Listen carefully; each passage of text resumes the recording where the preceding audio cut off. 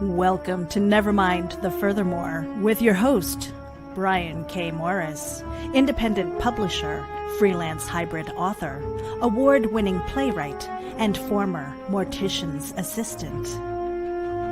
Beware, beware. That might not be a phone jingling in your pocket. Join the Nevermorians for morning mischief and madness at 10 a.m. Eastern, 9 Central. Your sense of humor is the only thing you need to wear.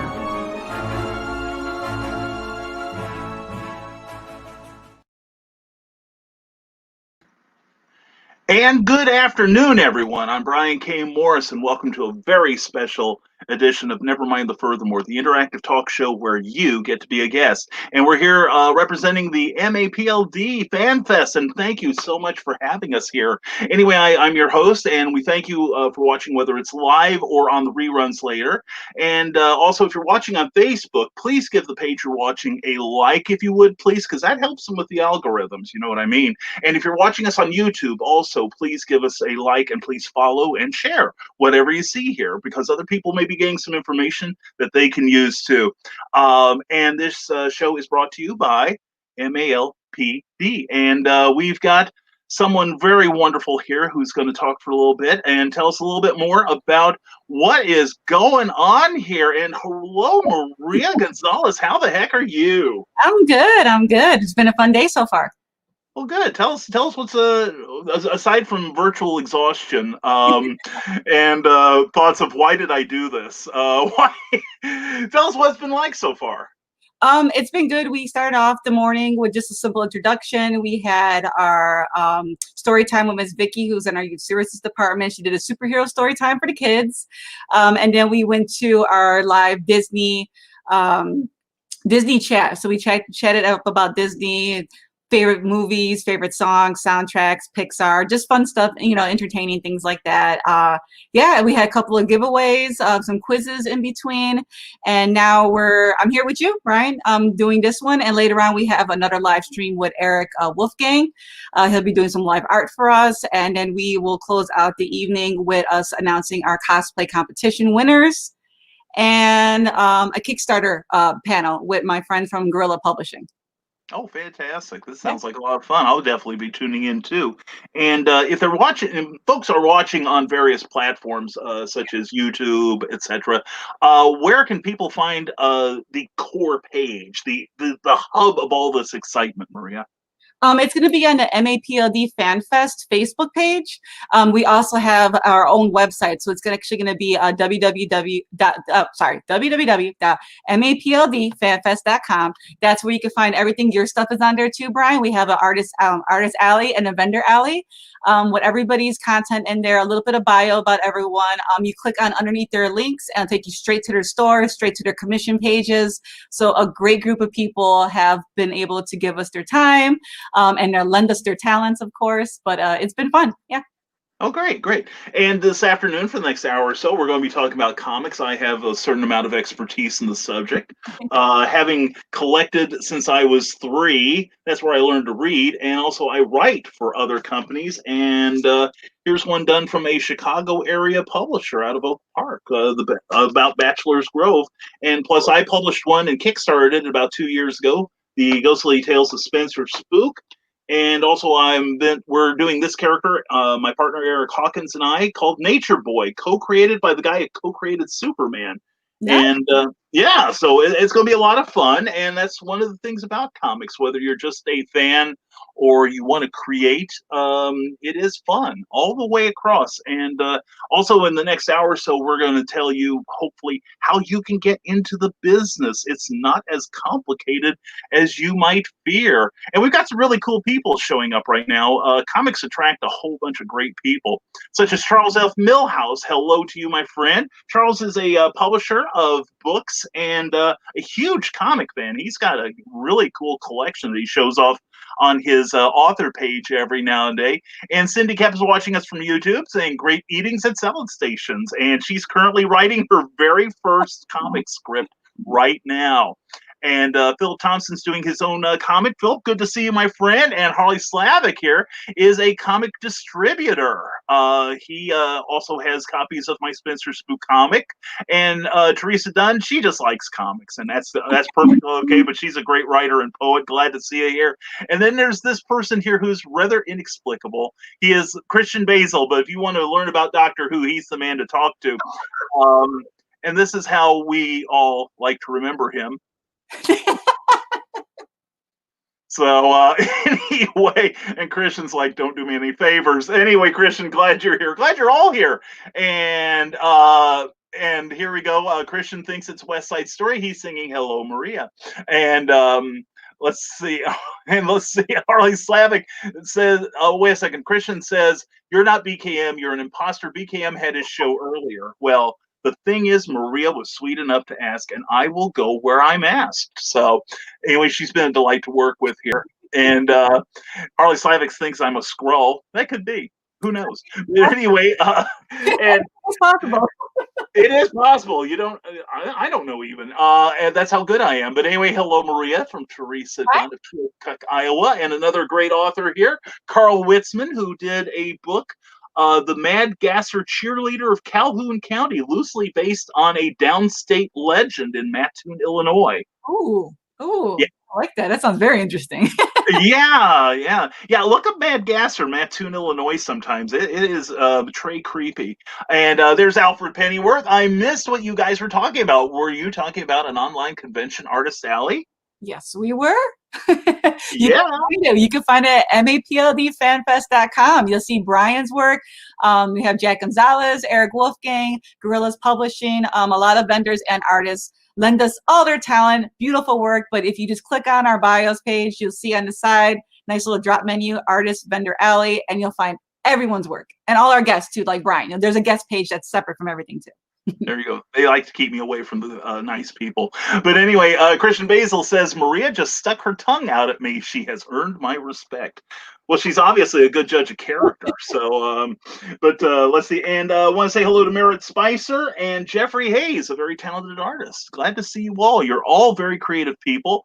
And it is a pleasure to have you here. So if you're watching us on the FanFest page, please don't hesitate to share your questions with us, because we will do our best to entertain them. And if we don't know it, we'll probably be able to make up something. Who knows? But anyway, comics are really integral to my own life. I've said it often that I learned to read from comic books because I was born in 1936, and I babysat Moses. But anyway, my parents, when we'd go to the store, would sit me in the corner and say, look at the funny books, while the grown-ups talk. And I'm like, fine. And Superman, The Adventures of Superman, George Reeves was running at the time. Ooh. So here's this guy, and he's in a comic book, and I'm digging this. One morning at breakfast, and I was about 3 years old when this happened, we're having like corn checks, and I recognize it because of the great big rooster on the front, because it was brought to you by Kellogg's. The show was KELLOW, Kellogg's, Battle Creek, Michigan, etc.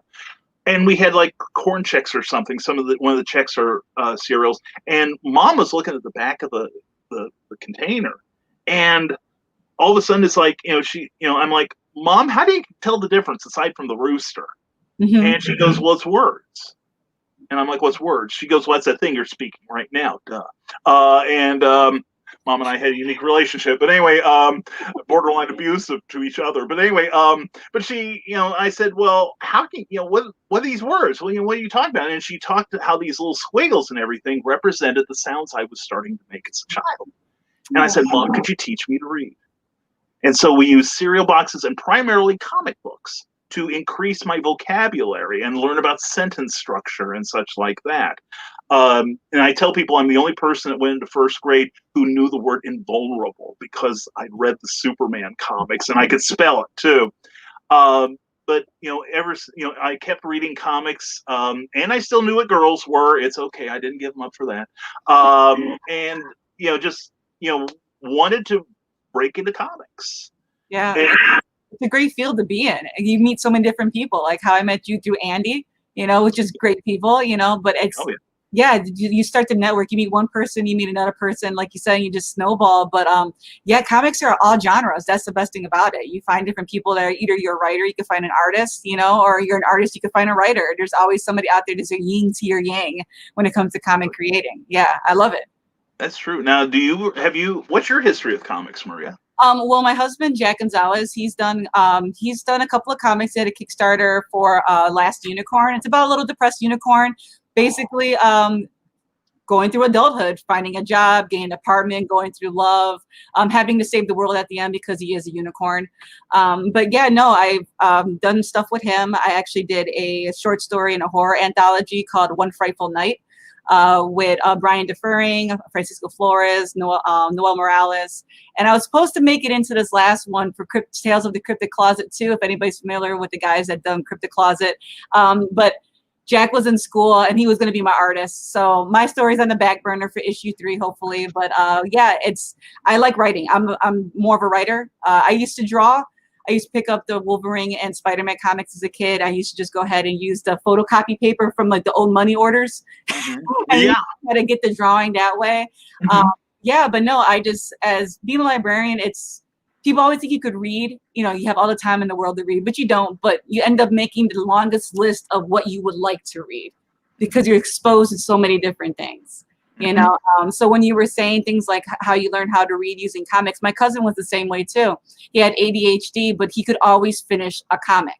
There was something about a comic he could sit down and read it straight through. So the teachers ended up using comics as ways to reward him at one point. So it was really nice to see how people use comics in different ways in education. Yeah, that's true. And you know, that's the sort of thing that you know, you mentioned you're right. Where the horror thing, was this going to be a comic book too, or was it prose?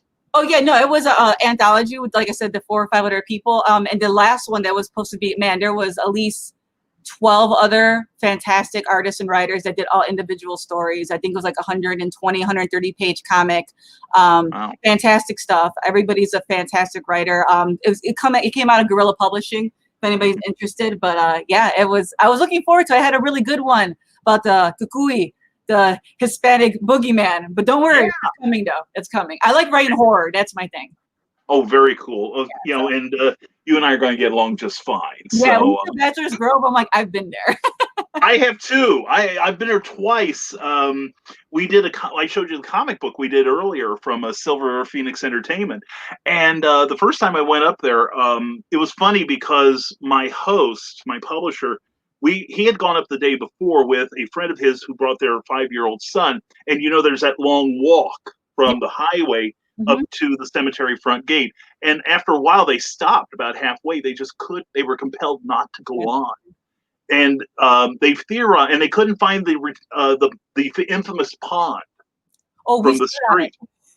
I wanted to go down there. I just had this vision of me. It was a rainy day, though. I had this vision of me sliding down the thing and into it, never to be seen again. But because I float like a cinder block. But anyway, they couldn't go on because of the innocence of this child. They think. Yeah. And then the weather was kind of nice. I go up, the temperature didn't go up to 10 degrees that day. And of course we found the pond right away. I walked right up to that thing. So that's kind of the counterpoint to that child's innocence, I guess. But the second time we went up, I went with a couple of my friends who were well-versed in the paranormal. And we found time slips going on. And we talked to we ran into the man who takes care of the bachelorsgrove.com website, which is a really great web resource there. And he talked about in the last month before we went up there, which was about almost a year ago, in fact, that people were experiencing, like, if you and I were walking together, at one point we would disappear from each other's view. Wow. And then walk a little further, and then all of a sudden we're back together again. And you would not see me, I would not see you. And that was a tad creepy. Plus, you know, you heard about the thing about the electronics not working well. Yes, I experienced that before. Okay, so did I. I was trying to. We were up there for promotional pictures for our friends, and it was it around that big headstone? You know what? We made it on top of the lake. This was in high school. We were going out to take photos for a photography class, and we ended up on top of the lake. It was frozen. Very, very scary situation we were in. So we had to get off really very, very easily because it was cracking, creaking, and everything. But no, I don't know if it's a split in time, but we got to a point where we would stop walking as a group, and we would hear the footsteps behind us, like an echo of our footsteps. But all our batteries, all our cameras, everything just no batteries, no nothing. This is back, you would put a whole bunch of, AA batteries in your pocket, and your backpack, and you're carrying a bunch of batteries, and they were all dead. Yeah. My cell phone, I would almost watch the percentage, going down. So, and plus I had a camera, and every time I aimed it near that stone, it started taking pictures. That's crazy. I haven't been back because it kind of freaked me out a little bit. I was like, I kind of want to go back, but I'm like, I don't know. It was kind of scary. Yeah, I was gonna say next time I go up, I'll let you know. I'll escort you. I'll take all the crap from the spirits up there. And let's see. While everybody else has been making character assassination at me that I'm not putting on the screen, Philip Thompson says, "It was a very talented cartoonist. Think I want to be like Stephen King, Stan Lee, Walt Disney, Alex Hirsch." Norman Bridwell, I think you mean Rockwell, but that's cool, and R.L. Stone, but still want to be myself in creating unique books that people will enjoy. And why can't you? Yeah. Why can't you?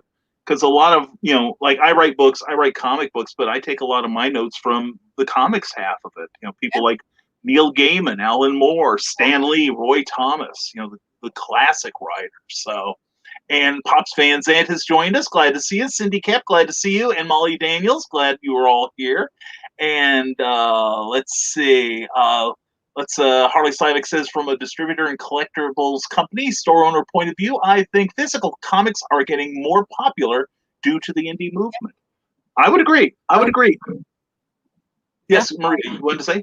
No, I definitely agree with that because it's evident in Kickstarter how many people have independent comics because it's not always the same stories. Different points of view, different perspectives, different ways of life. People are using comics now to talk about, political engagements in like their countries they live in, things like that. So yeah, it's more than just superheroes. Yeah, which I'm glad to see. I mean, when I was growing up, we had not just superheroes, but in fact, when I was 3, the field was dominated by non-superheroes. We had like newspaper strip reprints. We had crime books. We had westerns. Westerns were huge on TV at the time. If I wanted to read Tarzan comics, by God, we had them. If I wanted Mickey Mouse, we had those too. Cartoon characters and such, Saturday morning or even evening programs or adaptations of movies and stuff. There was a great deal of variety in comics when I was growing up, and it was after a certain point, the field then became dominated by regular superhero stuff. But horror made a comeback. Or in this one here, I wrote this, and this is about 4 friends who went on a exploration of what they thought was an abandoned mental asylum. And of course it wasn't. That's the story. There's a great deal of variety. And the nice thing is a lot of people say, well, how can I get into comics? And the thing is, with independent comics in particular, it's easy. All you have to do is want to do it and give yourself a little bit of education. I'm not saying you don't have to pay for it. Everything's got to be paid for. Yeah. But thanks to things like Kickstarter and Indiegogo and other platforms like that, it's called crowdfunding, or also Patreon.com, where people actually send you money every month. If you have a large enough base, this could be worthwhile. But, due to these, other people can invest in you. And in return, they get the comic. They also get other swag that may come along with it. Stuff that is unique. Also, variant covers that are unique to that campaign.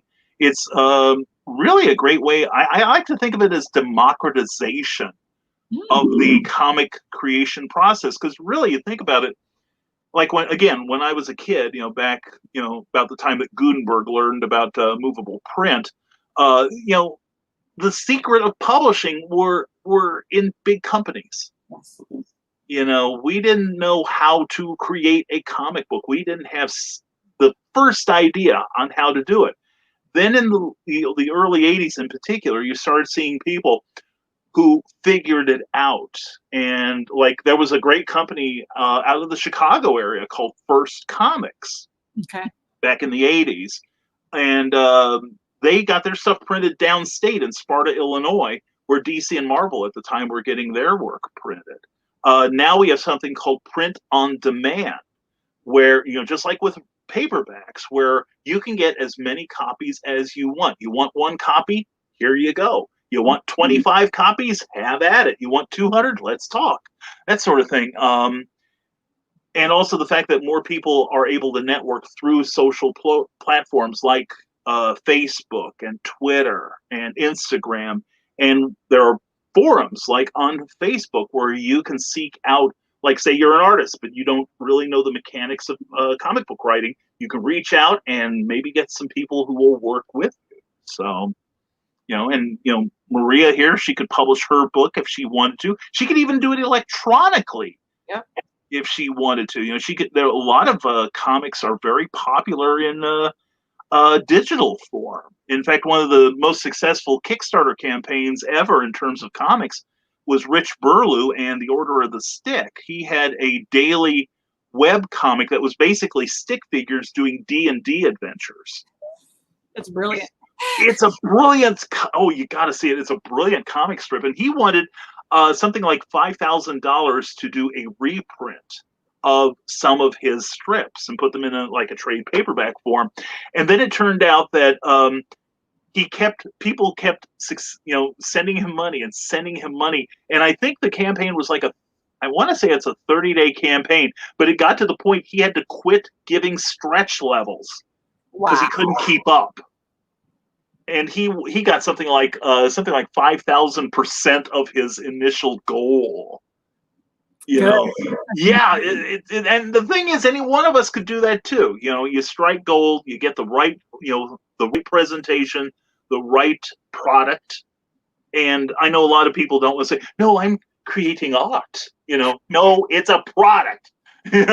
Get used to it. Get over yourself. But anyway, it's a product that people love and people do enjoy. And I'll agree with you, Harley, that especially right now during what we call on my show the My Sharona Miley Cyrus Peter pandemic. That because we don't want to get demonetized by YouTube. Anyway, always thinking. When this started, DC and Marvel, the hashtag was pencils down, stop working, we can't pay you.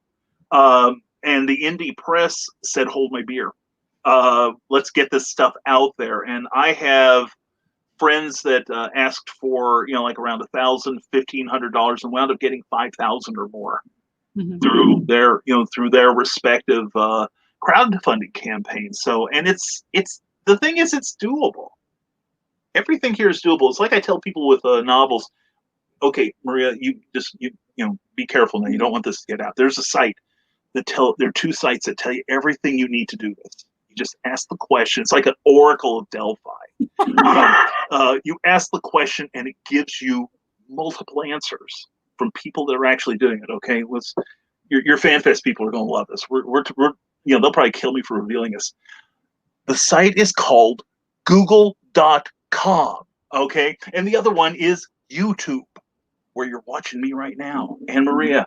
All you have to do is ask the question, and it's not like you type in the keywords or anything anymore. How do I format a comic book for publication? Bam! But wait, my problem sometimes as being a librarian is that people don't know how to Google correctly either. Well, yeah, there's that, but yeah, you probably have hours of fun if you still have an index card file. It's like just because you don't get the right answer, what you're looking for the first time, doesn't mean Google doesn't have the answers you're looking for. You just have to rearrange your question just a little bit. Yeah, it's just like in movies, you didn't ask the right question and you didn't get the right answer you desired, So it's like one of those things where I tell people, Google is amazing. YouTube. Before all this stuff, my cosplayer panel that we're doing, we were talking about it. Before YouTube, people just kind of put stuff together in cosplay. They didn't have how to do armor with foam. They kind of just like troubleshooted it. And if it didn't blow up or burn through something, then they were good to go in their cosplay outfit. But now there's YouTube, and it's a wonderful thing because you have instructors and university teachers and people in the business like yourself that can tell people, hey, try to do this or try to do this. Like distribution wise, like Harley was saying, libraries now, we don't always go through like, you know, Baker and Taylor and Ingham Press and stuff like that. We have independent areas for our community, and you can just bring us your book and we'll catalog them because we want to start supporting independent work, you know? So even libraries are looking over the shoulder of those big box, you know, distributors and looking past them to get more content, because a lot of times they have the same things. But yeah, Google, everybody, very smart, use Google. That's right. And also consider your public library a resource as well. Yeah. I've been astonished, and I got, you know, just to diverge from the conversation a little, I've been amazed the last 5 years how comics friendly libraries are now. When I was, again, back to my prehistoric childhood, our Danville Public Library had like 5 books on comics, and 3 of them were about newspaper strips, you know, from which comics sprang. But now you go into any almost any library, even the smallest one, and they've got a decent selection of books on the production and history of comics, as well as graphic novels themselves. In fact, our the branch of the Lafayette, Indiana library has like 3 different sections on it. They have like a young readers area with, you know, manga and some of the more family friendly titles, and then they've got kind of a general you know, readership area, and then they've got, of course, the nonfiction area where you can learn the history of Superman, the history of Wonder Woman, how to create a web comic, that sort of thing. So I think a lot of people are not really recognizing how public libraries, well, I'm going to backtrack on that. Actually, a lot of people are recognizing what a valuable resource libraries are, because I read a statistic last year that more people went to their local library than attended movie theaters. And last year was the year of Avengers Endgame, so that's pretty impressive numbers. Now, I've had that statistic, and I did a panel for libraries that create FanFest and diversity and how to engage your community and showcase the talent you have around you at C2E2. And that was one of my slides, was the fact that libraries have more people using everything, DVDs, hotspots, you know, laptops coming in to check out materials, movies, than the movie theaters. And like you said, it was some big blockbusters last year. But the fact that we had more people, more butts in our seats, that made me feel so proud, you know, of my profession. But piggybacking off what you said about comics, I think what changed the view of a lot of people is the traditional thing where you need to read a book. And that was the traditional sense that people needed to read just regular, bland, you know, lines of books. And there's nothing wrong with that. But as people started to get more savvy in how people learn, how they're visual learners and things like that, and how they're storytellers, they realize a lot of kids do read through graphic novels and manga, and they're still reading. Like I'm a big defender of video games too. A lot of RPGs, you're reading through dialogue, you're experiencing something, you're making decisions. That's all cognitive behavior that you're doing. So downplaying of video games is also, you know, you shouldn't do that because kids are learning different things too. But no, manga and graphic novels are a huge part of libraries now. And like you said, at all levels, we have early readers from preschool and kindergarten that go through Superman, Marvel, DC, and they're just little single panels, maybe 2 panels per page. Then it gets to middle grade, and then it gets to, you know, young adult, and then we have the adult section. So there's something for everybody. That's fantastic. I love hearing that. That makes me so happy. Christian Basil says, my friend Nicole Jobin uses comics to educate. I think if we had comics instead of ancient textbook Encyclopedia Britannicas, we'd all be geniuses. Well, you know, again, you know, comics, you know, in my own case, led me to learning because back in the day, they used to have subscriptions, and to get the postal regulations so they get the cheap mailing, they had to put nonfiction stuff in there. Of course. And it might be 2 pages of text, or it might be, I grew up like reading The Flash, and they always had flashbacks. And it was like, you know, about the leopard being, you know, the cheetah being the fastest animal on Earth, and how many times light could go around the Earth in 1 second, that sort of thing. And I would go ask my parents, you know, is this true? because I'm seeing a guy that can shoot, can repel bullets off of his chest and fly across the country, and you told me I can't do that. Now, is this legit? And they finally got tired of me asking. It shows you what kind of child I am, and somewhat of an adult too. But they taught me how to use a dictionary and to use encyclopedia. So again, like you said, it blossoms. It leads to the next step. If children are guided correctly, and comics are a huge educational tool. Yep. In fact, a lot of companies do special educational comic books for private organizations. I remember, well, back in the 70s, Amazing Spider-Man and Green Lantern and Green Arrow both did anti-drug comics. Wow. Yeah. In their mainstream offerings. And, might have saved some lives that way. And in fact, another thing back in the 90s, what was it? Superman, DC put out a volume of Superman that was distributed to like some of the middle European countries that were undergoing political upheaval at the time. And they had a problem with landmines. And they did a special comic in their language. That's amazing. Yeah. And that shows you the power of comic books. Yeah. So yeah, we probably would be. That's why I am a genius, and I'm modest and proud of it. So anyway, and Maria's going, why did I invite this guy? Dear Lord, what was I thinking? Anyway, Cindy Kemp would like to know your favorite comic book and character. They know mine. Okay, so Maria, what's yours? Actually, for a while, it was I love Batman. I like the idea of Batman. There was always a realness to Batman and his villains and things like that. Like, it could have been anybody, really. They're actually real characters that kind of started off that way. But if I had to, this goes back to my old library I used to work at. The kids used to call me Harley. Cause I see it. Be Harley, and I think they said because I was always so cheerful, the dimples give it away. But the minute I get a little mad, I'll be like, "What are you doing? What are you talking about?" So they said I had that kind of quick wit about me. But I also have a Harley Quinn tattoo to echo off your tattoo. I have a Harley Quinn tattoo on my calf. But I do my comic books I've been reading. I haven't read that many actually right now. I've been doing a lot of indie stuff, just reading a lot of indie stuff from my friends. If my friends publish something, they send it to me. I'll back them. I'll read their stuff. But as far as like right now, I've been enjoying a lot of the new Stephen King. So I've been reading a lot of his stuff.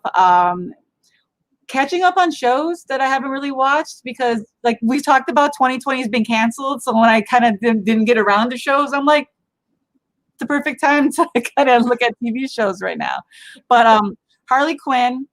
Another one that's close to my heart is the Green Lantern. My husband, he was in the military. So he joined the Air Force, and Green Lantern was Hal Jordan was one of his favorites of all time. So when I think about Hal Jordan or like comic books, I always think about the Green Lantern and him on those aspects. And then Christopher Reeves. My parents brought me up on that Superman, and I love him. Michael Keaton as Batman was my Batman. And just, yeah. All around girl. I like anything. I'm really easy though to actually just like, hey, this sounds interesting. Okay, I'll read it. Very cool. What kind of independent comics do you tend to favor? I don't mind doing a little bit of like the real life situations, just like even sometimes if it's just like LGBTQ community, like coming out stories, things like that. I like to have different perspectives of like upbringings. I kind of like that, like more personal aspect. But if I had to pick, like I said earlier, it's horror. Anything. I love horror comics. So like when my friends were doing Tales of the Cryptic Closet, I was like, oh, I want to do that. And then we got together with friends and we published our horror one. And then I have another friend that's coming out with another horror comic. I had to get his link for it. It's going to be on Kickstarter soon. But yeah, I like scary stuff. I can't sleep when I go to bed, but when I'm reading them, I'm having a really great time. That's fantastic. That is fantastic. Harley Slavic says, comics and the related movies / shows were a way I coped with being bullied as a kid. I have cerebral palsy, so I was bullied a lot. Comics are more important than the average person might think. Definitely. Yeah. Well, I think that's probably why, I grew up fairly alone. We lived in the country. when I was, my early years, and it wasn't until I had entered the school system that, we finally got around normal people. But it just appealed to me, the idea that, Superman, for instance, he's this guy that, he's very ordinary. But, if people just looked into him a little deeper, they might see something really special, and I think that's a great, great message for a lot of people, I think. Christian Basil says, not being able to see each other for a long time. Yeah, Brian, that's not paranormal. That was my high school love life. Okay. Oh. Yeah. Now this is a question for me, but I'll answer it first, then I'm gonna shift it to Maria. Philip Thompson wants to know, what's your inspiration to become a writer? It's not money, that's for sure. There's an old joke. You want to know how to make a small fortune in publishing and writing? Start out with a large fortune. No, I always made up stories when I was a kid because, like I said, I grew up fairly solitary. And I would read a comic book, and let's say, I finished the latest Amazing Spider-Man. Well, I want more Spider-Man stories. So I realized I started making them up. That was the only way I could get more of the stories of my comic book heroes. And eventually it led to me realizing that somebody got paid to put the words in those balloons. And, and also, I was developing a fondness for prose at the time. And so one thing led to another. In my case, in fact, the very first time I sent any fiction out was to a kind of like a C grade, and C is a relative because it was a company named Charlton Comics, and it's like, and Maria looks puzzled, but Charlton was a comic company that it was founded by gangsters, and they bought a printing press and realized the only way they could make money was to keep the presses rolling, so they developed a line of comics. But they also published people like Jack Kirby. Oh, okay. Yeah, right there, and Steve Ditko. Okay, and that's where John Byrne got his start. Other people like Paul Kupperberg, Mike Zeck, Dick Giordano, who eventually became an executive editor at DC Comics. A lot of Bob Layton, who did Iron Man forever. A lot of really talented people got their start there. And I sent a comic script to the editor at the time, and I wound up doing everything wrong but making personal threats against them. That's about the only thing I skipped. But they were nice enough to send me a little pamphlet that they had just created on how to produce comic books. And I took that thing to heart, and off and on, I've published comics, since the mid '80s. So it's that was kind of like my moment when I realized I wanted to be a writer. And nowadays, the technology finally caught up with my wishes, so that now I can indulge myself both in prose and in comic books. So that's my origin story. Maria, how about you? What made you want to become a writer? Well, it's kind of weird because we just talked about us about being only children, so I kind of had that solitude upbringing too. I didn't have a lot of female influences in my life. All my cousins that were closer to me were all like guys, so I always related to comic books, sports, video games, and things like that. But when I was about maybe, I want to say the movie came out when I was 10 or 11, Interview with the Vampire. I watched a lot of movies I probably shouldn't have watched when I was a kid because my dad forgot that I was a small child. And yeah, he just forgot. So oops. Big oops. But I used to read like R.L. Stine and things like that as a kid growing up, but I would go through them too fast. My mom couldn't keep up giving me books or going to the library. I just would turn out books really quick. I didn't know until I saw Anne Rice in an interview that Interview with the Vampire was a book. So my mom trusted me at like 10 or 11. She's like, if you want to pick up this book, remember, if it gets too scary, you could put it down. She always used to tell me, if it feels like it's too much, you could put it down. But when I started reading the words and just the descriptions of the places that she would paint, I just got obsessed with like older novels. And then from there, I read Neil Gaiman and I read, Stephen King. And I just started spiraling before I was even a teen into just books that had descriptions and worlds that they created. But I didn't get into it until my husband would bounce ideas for comics off of me. And then I'll say, ooh, but what about this? He's like, well, why don't you just write something? And I'm just like, okay, that was passively aggressive, but you have a point. But he made sense. And he told me to do what I love, which I said is scary stuff. And I gave it a shot, and everybody loved it when I put out the story. And then I've just been kind of writing here and there a little bit more. Yeah, I have a novel that I like to write. I have like kind of the premise and the plot and everything kind of thought out. And I just kind of have to push myself to put it out there and do it. So anybody watching out there, yes, I still have my doubts as a librarian that reads a lot of books and have friends who publish things all the time. It's okay to doubt yourself, but you know, sometimes you kind of just have to jump, you know, so I hope to do that soon. I hope to jump and do it soon. Right? Look at it. See? Right. Yeah, see? And, you know, this is only part of my library, and I've only done this, you know, novel writing really in the last 8 years or so. So if you need somebody to nag you.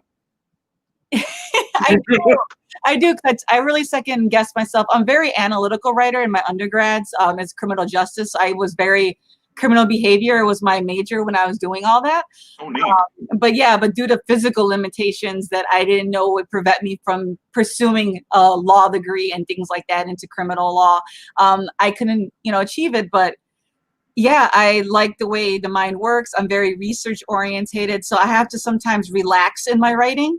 And I had to find that balance on the two. So I appreciate that Stephen King had wrote The Outsider, and he gave a lot of props to one of his friends that would do the research part of his stories for him. And I didn't know of this person prior to that. And I was like, ooh, that's how I feel. I'm that person. You know, I could be that. But how do I get into the Stephen King aspect of my writing? So I had to find that balance. But I'm pretty sure I'll be bugging Brian. I hope so. Because I'd really love to see what you write. I love how you think. I really do. And just to give you an idea, you talk about horror. I grew up with some horror comics. My first real book was Frankenstein by Mary Shelley. That's a great book. It's a great book. So underestimated. I've read that dozens of times. I love that book. I really do. I love that one more than Dracula, which is not a popular thing, but I like it. Frankenstein has a better perspective. And Dracula, I feel like it takes too long to build, and it's not what you think if you look at the popular versions of Dracula. You know, when you see Frankenstein, you read it and you sympathize so hard with the monster. Yeah. I love it. Sorry. Oh, I do too. No, don't apologize. You're preaching to the choir here.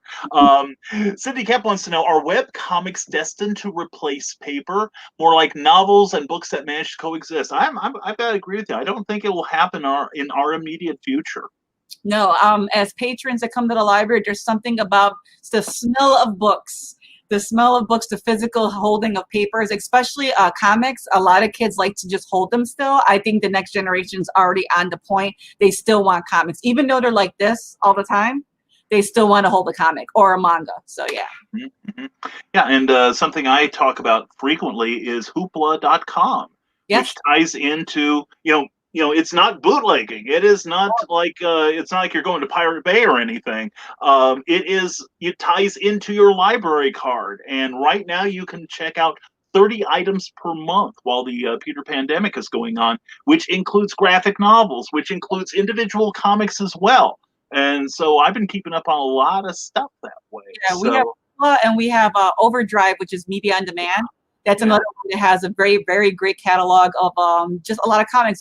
Avatar: The Last Airbender. They have Kirkman with The Walking Dead. You know, they have a lot of different things that are coming out there. They have some Neil Gaiman. They have Sandman. So, yeah, definitely a lot of stuff for everybody. Yeah, and if you haven't read Sandman, you are denying yourself one of the great pleasures of life. Seriously, it is one of the best comic series ever. Philip Thompson wants to know how to grow your fan base. Well, you're doing a lot of it, Philip, by just interacting with other professionals. But keep studying and keep putting your work out there. That is the best way. And when you get published, now here's a little trick that I kind of backed into, but I didn't realize I was doing it right until I did it, where you take one success and you use it to reach the next plateau. For instance, I used to be a playwright. In fact, I had some productions in Chicago. I had a 10-minute play that was like 6 minutes of Cub jokes that ran in a theater in the shadow of Wrigley Field. That was what I thought would be my last night of life on this earth, but they loved it, fortunately. But the fact was, I was, I had, gotten a play produced, and I'd actually gotten an award for it because the director had to step into one of the roles during Tech Week and omitted 3 pages of dialogue when he was on set. And I didn't notice it. And I'm the guy who wrote it. I was just so thrilled it was up there. I didn't notice the thing. So they gave me an award for not killing him. And I thought, well, I wrote a play, and I got an award at the end of it. I'm an award-winning playwright. And that's, oh yeah, thank you, milady, thank you. And that's why I put air quotes around it too, because it's not really yeah, it's there's a little larceny in everything we do. And so like I went to I wanted a job with Tomorrow's to be an interview transcriptionist, because then I get all the dirt that people don't it doesn't get printed.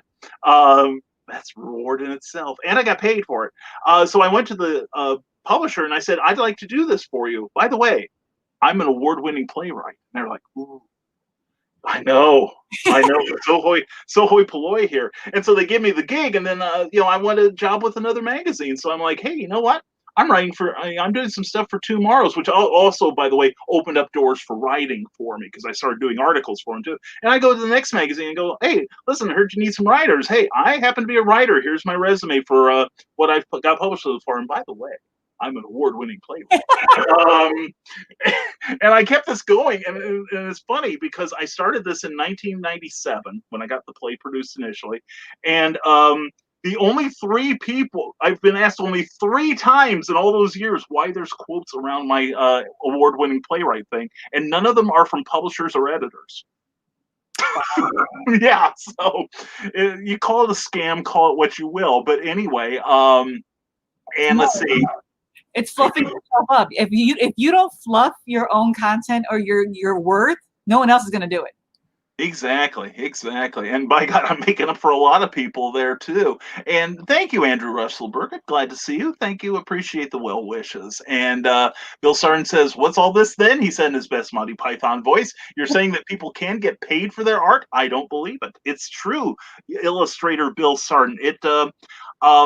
I'm not saying they get paid extraordinarily well, and I don't think a lot of people are paid anywhere near what they're worth, but that's another discussion for another day. And Maria, I know you promised to, I know you've got something at 5. I am keeping an eye on the clock for you. That's totally fine. Okay, I worry. I take care of my people, Maria. These folks can tell you that. I appreciate it. Well, I appreciate you. And Christian Basil wants to know, Maria, not necessarily your favorite character, but which comic book character do you connect with the most, and why? Ooh. That's a good question. That's a super question. That's a really good question. I don't know. Character that I connect with and why? I don't know. From a comic book, that's really hard to gauge through. I mean, like I said, I want to say Batman for some reason, because he's like probably my all-time like favorite. Because there's always this like really fine balance that he has to struggle with being absolutely good and not being good, because he is a millionaire. He could solve a lot of the issues in Gotham, but he just chooses to fight crime. And it's just like, it's one of those things where it's like you look at the political imbalance that's going on right now in the world, and then you look at some of the comics and you can see where things could have shifted. Or maybe Batman could have been the villain. Maybe he's actually is the villain in some of the retrospects of, in the villain's eyes. But yeah, I don't know. I connect with Batman because you always want to do the best you can, and you're always going to fail somebody, because I feel bad for that guy. He's always letting people down. And half the movies, like in Lego Batman, they didn't even want him there. Like if you saw Lego Batman, like they didn't invite him nowhere, and as an only child, like, yeah, sometimes I didn't get invited to any place, and I'm like, Bruce is by himself, he's the only child, I get that too. And and my friends always call me emo at work. I'm like the dark, I have my black heart grows in sizes, that's what my coworkers tell me. Just for an example, like, for my boss gave us balloons on one random day. They gave me a red balloon because I like Pennywise the Clown. They tied it to my chair. So if that's any indication to the vibes I let out. Oh my God. That's why we get along so well, I'm thinking. But no, yeah, I would possibly, or like, no, actually, I lied. My friends will probably tell me that I kind of embody like Bill and Ted surfer vibes.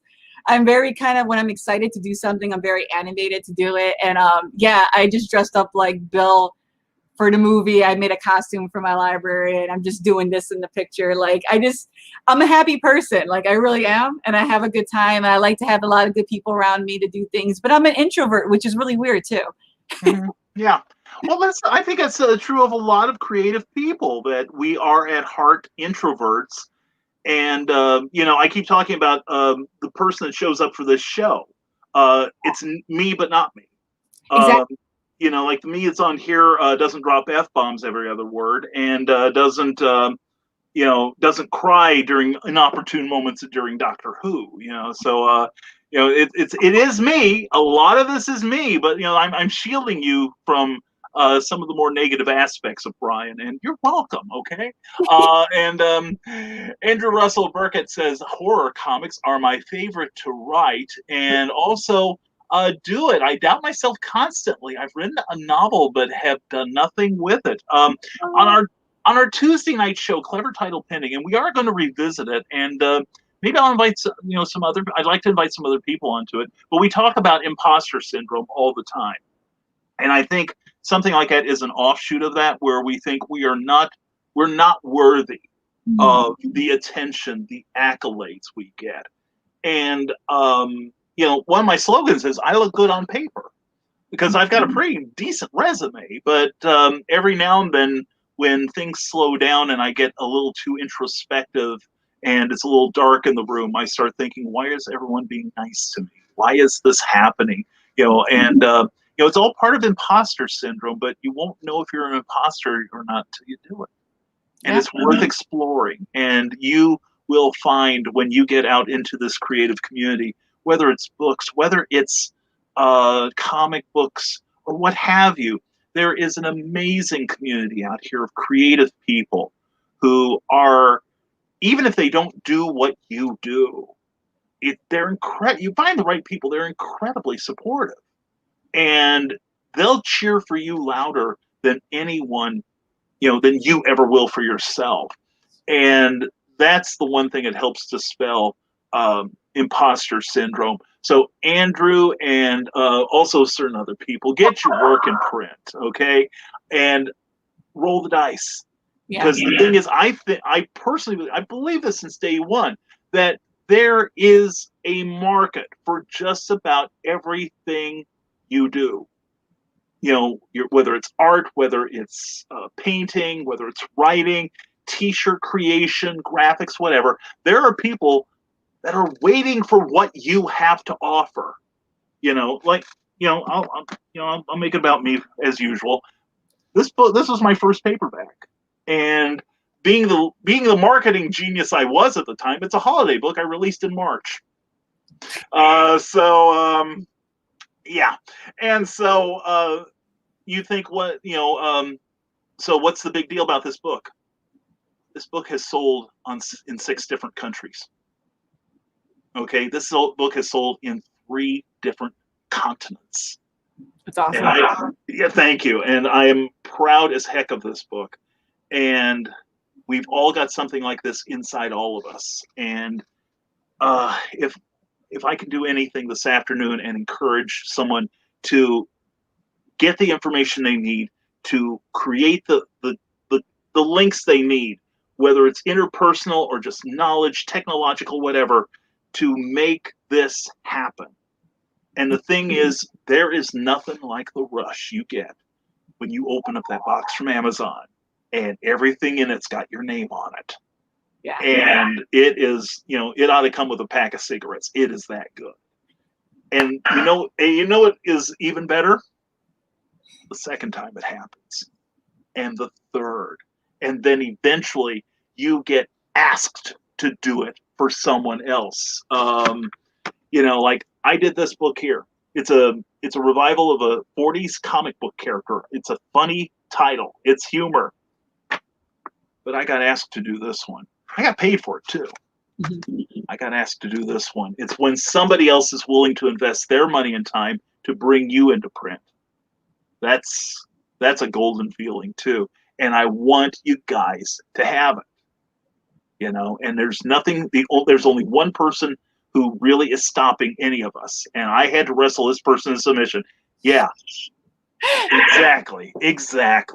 And once you get past that and you start collecting compliments and you start getting people who take time to write you and tell you, you're awesome, or your story cheered me up when I needed it at a time I needed it the most. Um, there's a story that was on bleedingcool.com about 4 or 5 years ago about a young man who was a Spider-Man fan, and his life was in the toilet. Okay, and not to get too maudlin about it, but he had a plan for this one day on a new comic day. He was going to go to the comic shop, and he went and did it. He bought his favorite Spider-Man title. He took it home, backed his car into the garage, and closed the door. But the motor was still running. His goal was to finish this comic and then leave this world, because this was his plan A. But something in that story made him finish it. He threw the comic down on the seat, got out, and threw that garage door open. And it gave him a reason to keep going. And what was even cooler was he saw the writer at a convention a couple months later. He goes up in line, and it turned out the line was cut off just in front of him because the writer had someplace else to be. And so he's standing there holding this comic going, well, I tried, and I'm this close. At least I got to see him. The writer came from around his table, saw the guy holding the comic, said, hey, listen, I got time for one autograph. Would you like one? And he signed this guy's comic, the comic that saved his life. And you never know who you're talking off the ledge. You don't know who you are brightening their day. And that's why I think we need to do this. Yeah, no, you're totally right. When Jack did his first comic about the unicorn, it came from a place when he left the military. He'll probably talk a little bit about this with you tomorrow on the writing panel that you're going to do. Yeah, and he wrote it because he came out of the military. He was discharged because he ended up having diagnosed CMT, which is a neurological disease so it makes it hard. Charles Schultz had a shake when he used to draw, so he has a shake too. Jack has a shake, and sometimes he gets pain when he draws. But when he wrote the unicorn book, it was on Kickstarter. And like you said, seeing it being bought by other people in different countries was amazing. Like you just want to get like a map and start putting pins where people are doing it. But when we would go to conventions, and one girl, like she had ADHD, and she had bipolarism, and she was depressed. She said that book made her happy. And she had like a little stuffed animal. I made some stuffed animals of the unicorn character, and she bought one. And then a year later, she comes back, and it was just her mom. And her mom told her that their house had burned down in a fire, and her daughter was having a hard time in the hotel that they were staying because she lost everything. And she said what she used to take with her to doctor's appointments and things was that little unicorn. So of course we gave them the unicorn. Later on, she comes back and gives us this video of her daughter like crying, holding this unicorn, because it was like the little tether that kept her happy, and it's like you said, it's like those little moments, and like you don't know how to like gauge it when you hear it, because you're like, oh my God, like I can't understand how somebody would feel this way, and it's a motivation, definitely. And like I see Jack do it, and like you said, your story, and and your the story with the Spider-Man thing, it's like I guess I'm just scared to fail, which everybody else is, because you want to have that. You want to achieve something, even if you don't touch somebody in that level, but you want to bring somebody just enjoyment, And I think it's just the fear of failing. That's how everybody has that fear. They do, and once they get over that, because I don't look at failure so much as that. Yeah. Because I can keep going. I can do it again. To me, it's like it's an educational opportunity, because I screw up once and I say, oh well, and then I do it again, but armed with fresh knowledge. And Andrew Russell Burkett says, I'm just starting as a writer, so I need to do this. Definitely need to build some credibility. And you do it by learning, and you learn by doing. Yep. And right now the technology exists that you don't have to spend $1 bazillion to get it. You don't have to buy 20 cases of your work and stick it in the garage for the rats to eat. Everything you need to know, from getting the work done to distributing it to printing it, everything you need is out there. And I am looking at the time. Maria, do you have another place to be? Yes, I can actually head out and start getting ready for the next thing. Okay, and I didn't mean to keep you the whole hour, but you have been an absolute delight. Thank you. It was great having you guys. Like, I thank you so much for doing the panels today and tomorrow. Yeah, shout out to Andy. Thank you for the connect. Brian is an amazing gentleman. Andy. Thank you, Andy. I hope to see you really soon in person, Brian, so we could actually chat and have a good time when the world settles back into what normal used to be. Yeah, or whatever it becomes. Yeah, and the first cup of coffee's on me. Oh, hearts. All right. Thank you so much for having me, and I will see you tomorrow. And you guys have a nice rest to your evening too. Thank you. All right, thank you. You see down below, there's a thing that says "Leave Studio." Yes, And just click that, and you're out. And thank you, Maria. Thank you for being here. thank you. Thank you too. Bye, All everybody. right. Bye, Maria. Wasn't she amazing? And we didn't intend for her to be the guest on the show, but it worked out. And I appreciate all your comments here. I'm going to take a few more here. We've got a little bit more to go. And if I haven't said hello to you, please consider yourself said hello to. And Terry McIver, glad to see you here. But Andrew Russell Burke, and getting back to your question, I hope you take the time. And if you need some advice or anything, reach out to me. Because, like I say, we have risingtide.pub where you can sign up for my free monthly newsletter. We have information on what we do. We'll get into that a little bit later, but we also have a page on Facebook called the Rising Tide Publications page, and I can be contacted there or through my personal profile. So if we aren't friends already, please friend me. I'd be glad to help you. Harley Slavic says, if you want to get your comics into stores, check your immaturity at the door and be respectful. If you go into the mindset that your comic will do well in the long term because your crowdfunding campaign went well, then you will more than fail in the long term because you're not putting forth the effort you would put forth. If you realize you could fail at any time, hope for success, but expect to lose it. That is one way to stay motivated. Yeah, and there's something to be said for that, Harley. Thank you for that comment. That a lot of people, like Maria said, are afraid to fail. But what if you don't? What if you never try? What if Beethoven never tried to write down any music that was going on in his head? What if Paul McCartney and John Lennon once said, I like that guy, but I don't think we could play in a band together. It's too scary. Um, we try, and that's how we succeed. And and Christian and Harley are saying I'm a fake. That's probably true. And yes, they do. The squirrels do wear fezzes. That's the source of their power. Andrew Russell Burkett says, I've raised 100,000 plus on Kickstarter and do Kickstarter consultant, but I don't feel like I know what I am doing, but people hire me, so I must know something. Imposter syndrome is hard. Yeah. Well, it's like, Andrew, it's like a couple of years ago, I was at a convention in Southeast Illinois, and I told this story often on my daily shows and my nighttime show that I was up there with two friends of mine, Amy Hale and Kathy Jackson, two very successful and very awesome romance writers that, we're kind of each other's cheerleaders, right? You need to find your cheerleaders and they will come forward once you start getting a little success. But anyway, Andrew, we were getting a lot of questions from our audience. And at one point, one of the questioners looked at me and said, I'm sorry if we're bothering you with all these, but we don't get many celebrities in this town. And I'm like, and I turned to the ladies, I'm like, you two, right? And they're like, no, it's got to be you, Brian. It's got to be, it's got to be the other two. Celebrity is a relative thing, but yeah, you just have to remind yourself. Like in this case, you have raised so much money, man. I doff my fez to you. That is fantastic, and I know who I'm gonna like kiss up to next time I run my Kickstarter campaign. But seriously, but yeah, if you got that urge to do it, man. Because the thing is, how many great works of art would we be denied if the person gave in to their fear? And the thing is, if you treat everything as an educational experience and don't be afraid to ask questions. Philip Thompson and I have known each other for about 3 years, and he's always asking me questions. I'm always happy to give it to him. And here's the thing, Andrew, you'll find the real people out there, the ones that want to help, the ones who do what I call the rising tide. President Kennedy used to say that all the time, that a rising tide raises all ships.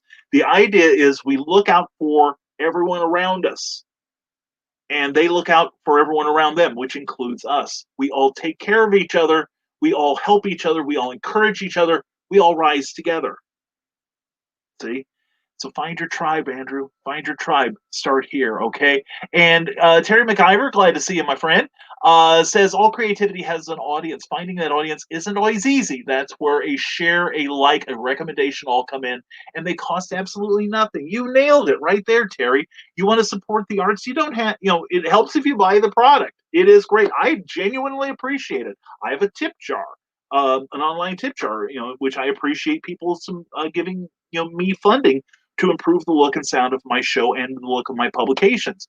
But the thing is, marketing is so very important, and it's a pain in the backside. It really is, but it's got to be done. But how many of us go to a 9 to 5 every day and love everything we do? How many of us go to a 9 to 5 and get some sort of assignment or a task or something shoved at us that we would just as soon pull out our own fingernails than do it? But we're willing to do it for somebody else. Why aren't we doing it for ourselves, right? Anyway, and Harley Slavic has a cheap plug. He has copies of Spencer's Spook left. Please contact that man. And Andrew Russell Burkett, I hope you're still here, man, to hear me tell you good night. Hope you have a great evening, my friend. Thank you for being here. Stay safe, Maria. Wasn't she? Yes, she was awesome. I got to agree with you, Harley Slavic. And Rising Tide is the bomb diggity. So is CKOEPP.com. You can sign up for the best newsletter in the universe there. And Andrew, great guest for sure. Andrew, I couldn't agree more, and it was so gracious of Maria, because I told her, I said, this is the only break you've got for a while. Take it, just come on, say a couple words. And she was kind enough to stay with me, and I really appreciated that. And gonna head out. Take care, Harley. Take care, and Andrew, thanks. Have a great night as well. You too. And we're going to close it off here. I appreciate everyone showing up, whether you're watching live or in the comments. And if you're watching the reruns of this show, please don't hesitate to reach out to me. Contact me via Facebook Messenger. And if you have a question on creativity or anything we've talked about tonight, I'll do my best to answer you. Also, to let you know, Aaron Alden, thank you for being here. I appreciate it. I just see that. And let's see, did I miss anyone else? I probably did. Howie Odell, brother, glad to see you here. Hope you're still here. Eric Hawkins, of course, glad to see you as always. Pops Van Zant. And everyone that has commented and everyone who just lurked, we appreciate you greatly. Thank you. Huge thank you to Maria Gonzales, not only for being here, but for inviting me to this affair. This has been swank. And you know what? I've had so much fun. I'm going to come back tomorrow. Tomorrow afternoon at 4 p.m. Eastern, 3 p.m. Illinois time. I remember my Illinois. And anyway, we'll be back tomorrow with Jack Gonzales, Maria's husband, and we're going to talk about creativity and world building. Unless you're doing something that takes place in the current day, right around the corner, you're going to need to build a world to house it, whether it's Middle Earth or the deepest reaches of space beyond the farthest star, or in a far gone era or the distant future. You're going to need to build a society, and hopefully we can give you some answers to that. Please bring your questions tomorrow. Again, that's 4 p.m., 3 p.m. Central, here on the channel you're watching this on now, both my profile page, but most importantly, the MALPD FanFest page. Please enjoy the rest of the evening here. And Cindy Kep says, thanks for hosting this adventure. Cindy, thank you so much for your support, darling. You are the total best. And Christian Basil wants more Morris Monster 24/7. Well, move in, brother. We got a spare room. We can handle this. So anyway, thank you all for being here. Just want to let you know, my name is Brian K. Morris. I am an author of books such as Sandestein and The Haunting Tales of Bachelor's Grove and the original Skyman, Battles the Master of Steam, a little steam pulp adventure. We also do comic books, and we are gearing up to do more in the immediate future. But we love comics. We love writing. We love prose. And if we can help you love it too, we're glad to do it. So anyway, thank you all for being here.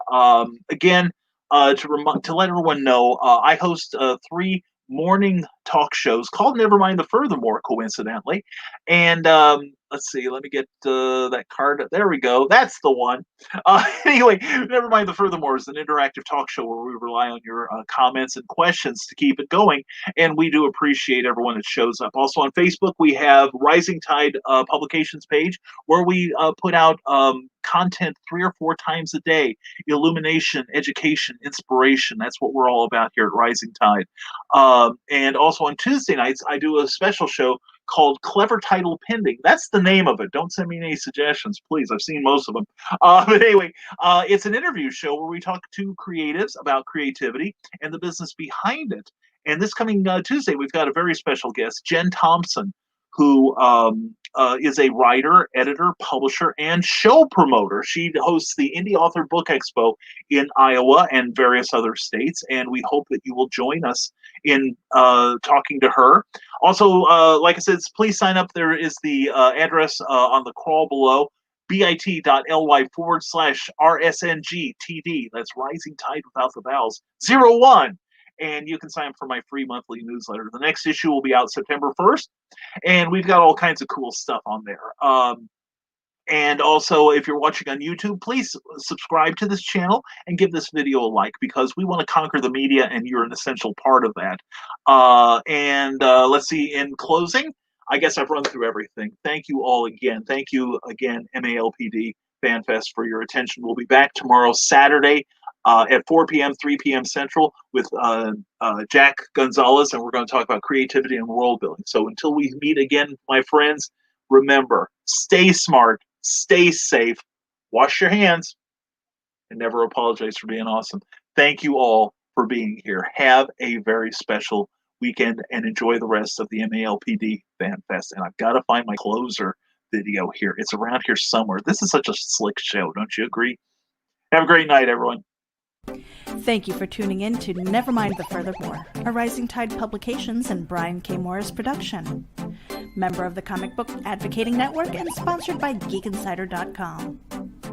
Become part of our show with sponsorship and advertising opportunities. For details, contact advertising@geekinsider.com or visit podcast.geekinsider.com. The Geek Insider podcast is available on your favorite app, so please hit the follow button and share it out to your friends, because if you don't, you might have to turn in your geek card.